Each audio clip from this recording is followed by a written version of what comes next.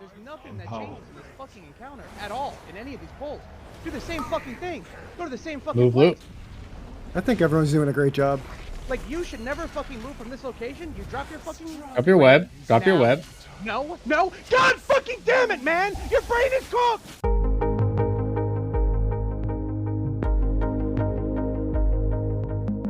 Hello. If you're watching this, you're either a guildmate of mine or a lost raid lead looking for some advice on a very complicated fight. My name is Fraudit, and this is my personalized guide for Mythic Silken Court to help my humble low-rank CE guild, Dogwater. When researching this boss, I noticed a lot of video guides were very bloated and cumbersome, with hard-to-follow instructions or raid plans. So there's the first script. You just run. Sorry, this this one's different. This is my attempt to create a concise guide that my raiders can more easily follow. Although this guide is tailored to my own guild's specific needs, you're free to use this information to benefit your own guild.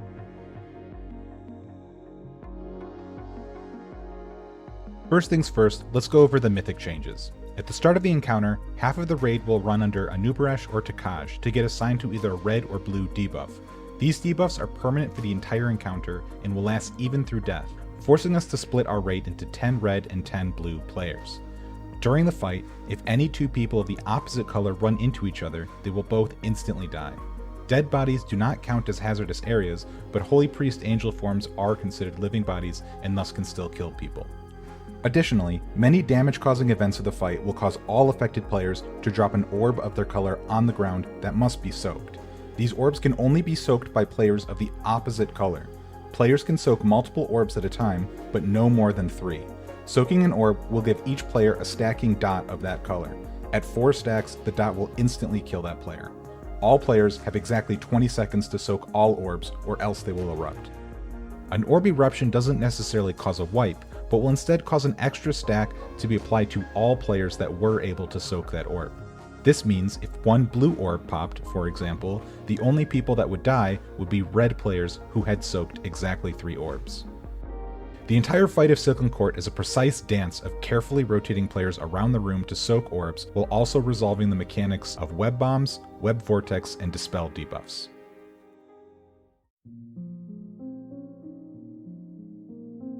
Raid compositions for this fight are relatively flexible, requiring 2 tanks, 4 healers, and 14 DPS. The main requirement is that you ideally have at least 9 ranged players, including ranged healers. Exactly 6 of these ranged players must be assigned to red, no more, no fewer, and 3 of these players should be assigned blue. Additionally, it is highly recommended that you bring at least 2 Death Knights of any spec to easily handle adds during the fight with death grips. Before we get into the strategy, I want to emphasize 3 major tenets that should be adhered by every raider to ensure a quick progression. 1. There is no damage check. This fight is a strict dance, and the only barrier to victory is having every raider simply understanding the dance. Damage matters so little that you can easily kill the boss with several players dead for multiple minutes at a time. 2. Always loosely spread. Orbs can be hard to distinguish from one another, making it easy to mistake a stack of orbs as a single one, which can easily kill an unsuspecting raider. Raiders must make sure that they're loosely spread whenever possible, so as few orb stacks spawn as possible. Stacks of orbs can more easily be identified by looking at the floating sword above the spawn. Make sure that you concisely communicate to other players with pings and voice comms if you identify a stack of orbs. Rotates. There's a triple on red. Yeah, there's right in the front of red, there's 3. 3. Consistency is key. The entire fight is completely scripted, meaning that you will benefit the raid the most by finding movement and positioning that works and then never changing it again.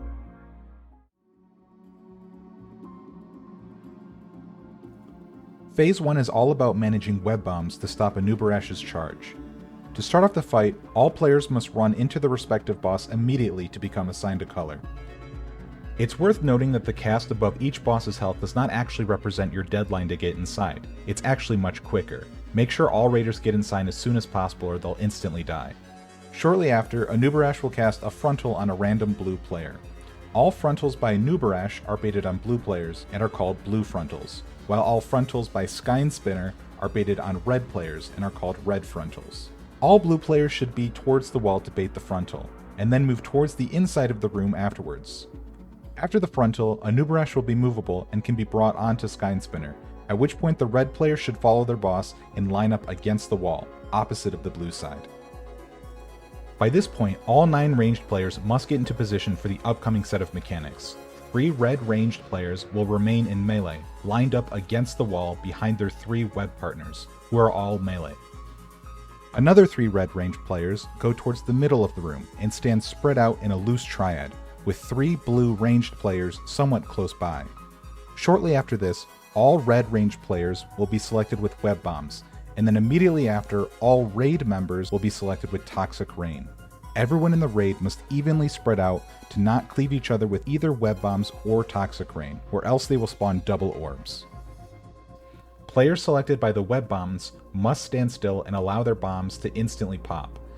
The 3 web bombs towards the center of the room will be popped with no one in them, while the 3 on the edge of the room will be popped while 3 red melee partners stand on the edge of the swirly, instantly tethering them together. The act of popping a web bomb will also spawn an orb for both the popper and the tethered player. This means that 6 double stacks of orbs will be near the wall. All blue players must be aware of this.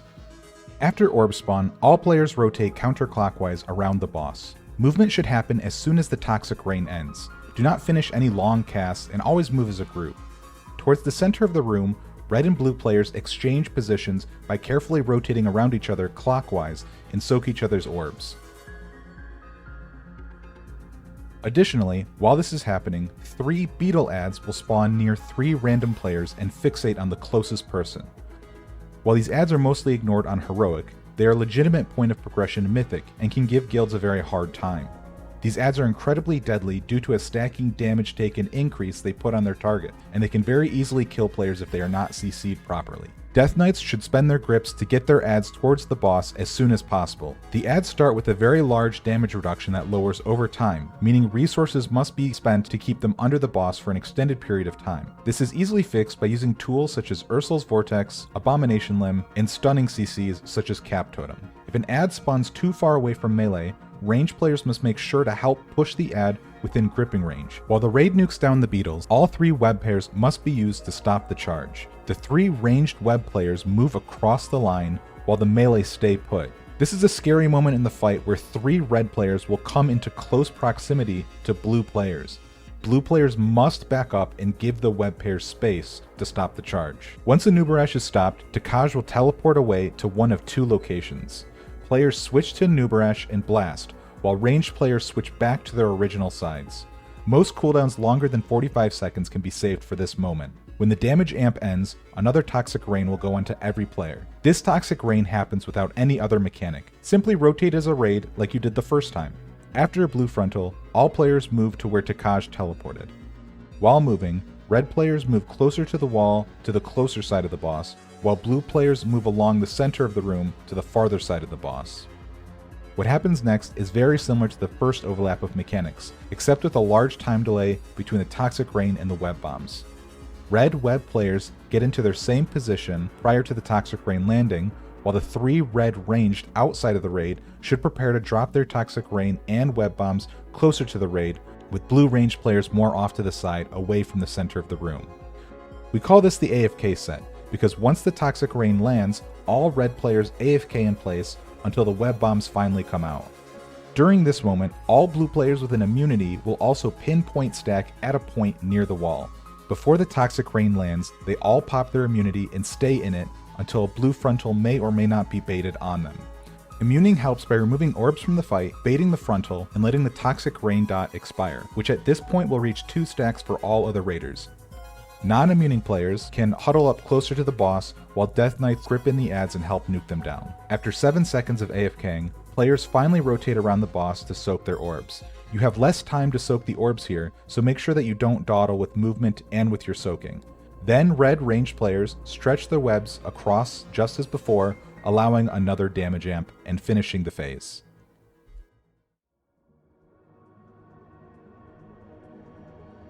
Both Intermission 1 and Intermission 2 are relatively straightforward. For Intermission 1, red and blue players follow a Nubaresh to the center of the room and loosely spread on top of their respective red or blue markers, where the first pie slice will spawn. Intermission 1 is completely scripted, and the same pie slices will always activate from pole to pole, meaning you can always expect the same pie slice to spawn. The first pie slice in each set will also cause each player to spawn orbs. Make sure during this entire intermission that you always remain loosely spread, and communicate any orb stacks that you see. After spawning orbs, players rotate counterclockwise across from each other until reaching the other side. Wait for the first slice to blow up and then enter and soak the orb. After finishing the first phase, players must then scoot to the left over to where the last slice blows up, as it will be where the first slice spawns next time. After spawning a second set of orbs, players once again rotate to the other side. This is repeated once more, although without any more scooting to the left, for soaking a total of 3 orb sets. After spawning a third orb set, players must hold DPS to break the shield as late as possible before the fourth set of orbs. We hold DPS here to delay the phase ending so that DPS cooldowns will be available for an upcoming damage amp. 2 ranged players of opposite colors can also stand outside the raid, at the interface of 2 pie slices. Rather than rotate with the raid, these players simply rotate around each other to soak their orbs. This is completely optional and only helps by subtracting a red and blue orb from the red and blue teams. It is generally not recommended that you assign more than 1 or 2 ranged pairs to do this.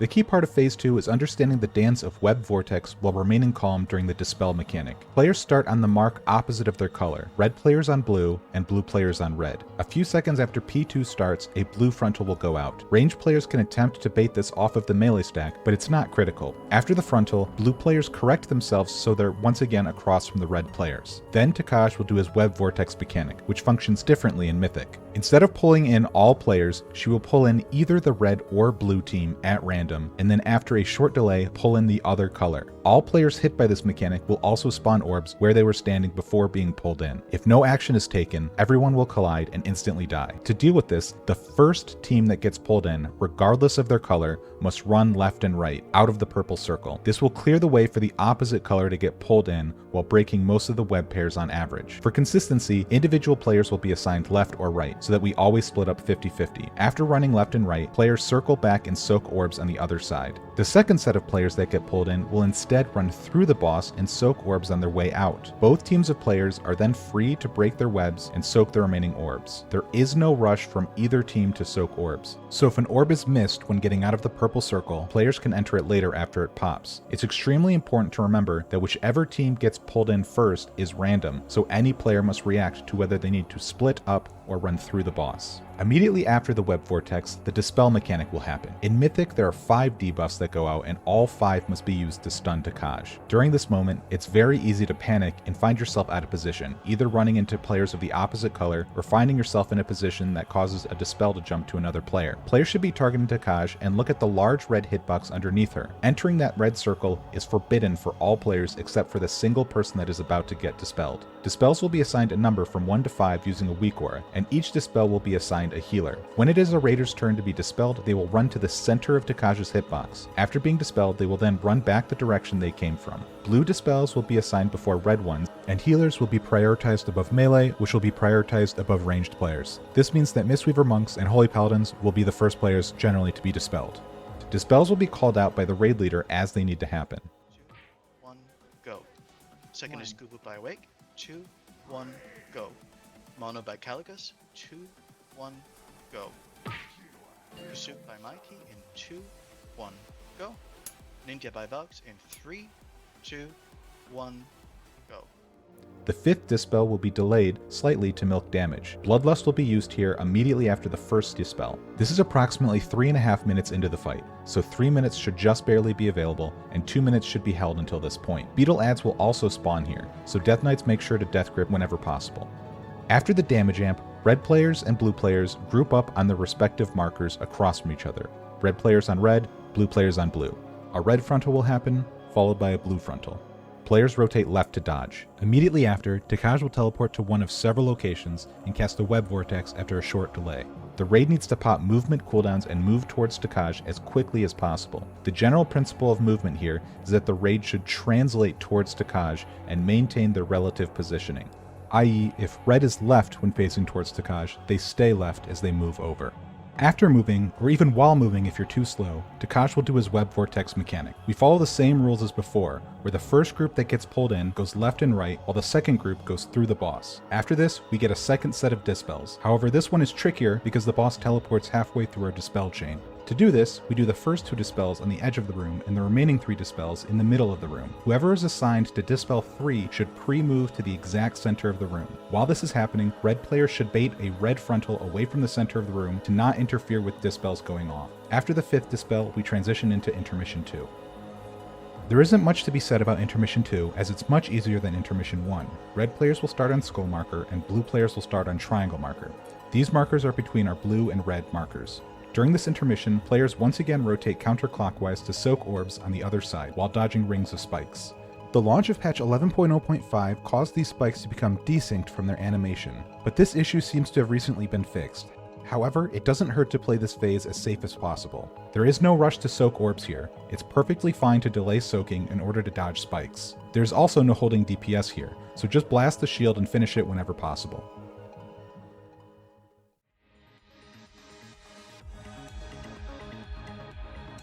Phase 3 tests your mastery of all mechanics by repeating them without the use of web bombs from P1. By the end of the phase, there is a finale that combines Anubarash's charge with Takajz's dispels at the exact same time for a double damage amp. In total, there are 3 web vortexes, 2 sets of dispels, and 2 charges to deal with. To start off the intermission, Takajz will reappear at the edge of the room at a random point. You can tell where this will happen by a small animation that can be seen on the ground. Players can ping here to notify where to run. When Takajz reappears, all red players run as quickly as possible to her and position themselves slightly away from the wall to bait a red frontal. When the red frontal appears, red players rotate towards the wall. Blue players follow slightly later and position themselves towards the center of the room. Instead of summoning adds in this phase, Anubarash will channel a heavy-hitting raid AoE. What follows is a web vortex with special rules for just the red team.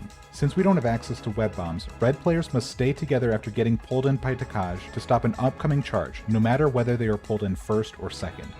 If red players are pulled first, they will all run right to keep their web pairs. If red players are pulled in second, they will all run through the boss and soak orbs while also keeping their web pairs. Blue players in this phase will still follow their traditional web vortex rules. If they get pulled in first, they split left and right, and if they get pulled in second, they will run forwards, although they may need to veer left or right since the wall is in the way.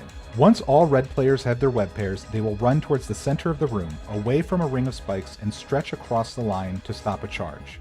This will include some melee players, but it is very much worth it to lose melee uptime in order to have backup web pairs in case someone dies. After stopping Anubarash, Takajz will teleport away to a random location and prepare to cast the web vortex. At this point in time, a great sense of sadness will envelop all red players as they will completely ignore the damage amp on Anubarash and instead run over to Takajz as soon as possible. Remember, damage does not matter, and pre-positioning the red players as soon as possible will help tremendously with the web vortex. Blue players will stay on Anubarash for just a few globals and then run over to Takajz to also position for web vortex. Yes, blue players will also lose damage as well. Before web vortex, blue and red players should be across from one another, parallel to the wall. During this web vortex, all players follow the traditional rules. That is, the first group getting pulled goes left and right, and the second group getting pulled moves forward, regardless of their color. Players can break their webs since a charge doesn't happen here. After a period of time, a set of dispels will go out. We handle this in a similar manner as phase 2. The first dispel of the set will be done on the wall, where Takajz stands. The remaining 4 dispels will be done in the center of the room. In this instance, dispel number 2 can pre-position in the exact center of the room. What happens next is the final set of mechanics, which will combine both the charge and the dispels at the exact same time. At this point in the tier, it is possible that your guild will have enough damage to skip some or all of this very hard set of mechanics, but I would recommend that you plan for the worst and learn this part of the fight. Takajz will teleport from the center of the room and we will once again repeat the start of the phase, but at a faster cadence. All red players once again follow Takajz to the edge of the room and bait a red frontal away from the wall. Once the frontal happens, red players line up with their backs to the wall, and blue players approach Takajz and position closer to the center of the room. Then players once again undergo the special web vortex from the start of the phase. Red players once again must keep their web. If red is selected first, they all run right. If red is selected second, they run through the boss. Blue players will follow their traditional Web Vortex rules with one small exception. Before Web Vortex goes off, all blue players pixel stack on top of one another. This causes them to spawn one deadly set of 10 orbs that are all stacked in a single pile. This will get picked up by a Holy Priest later in the fight, killing the priest instantly, but still letting them heal to the end of the fight in angel form. This lets the raid not need to worry about managing blue orbs while conducting the final mechanic of the fight. Red players that are webbed together will now run towards the center of the room and stretch across the line to stop the charge, while one final set of dispels goes out. The first dispel will once again go on Takajz at the edge of the room, while the next 4 go towards the center of the room and prepare to be dispelled. This is incredibly dangerous, as any blue dispels near the center of the room will be extremely close to red players who are stopping the charge. Players must carefully dance around each other while getting in place for the dispels and stopping the charge. Once the final dispel happens, we get our final damage amp of the fight. The fight essentially ends at this point. Anubaresh will do a raid-wide AoE, and then both bosses will enrage. Healers rotate externals on tanks during the enrage to keep them alive, while the rest of the raid finishes off the boss. Communities? No, the boss is fucking gonna die. No. Where's the tank? Okay. Jesus. Fuck me, man.